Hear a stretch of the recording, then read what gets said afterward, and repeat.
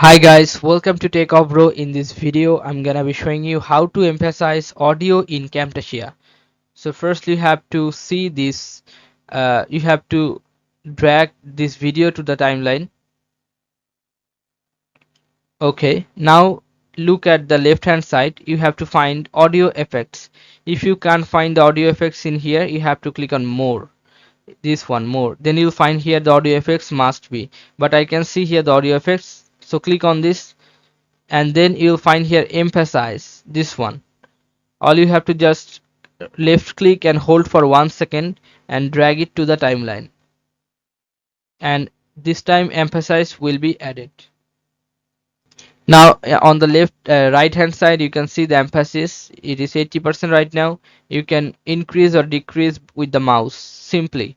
Okay, you can make it 100%, you can make it 50% as your wish.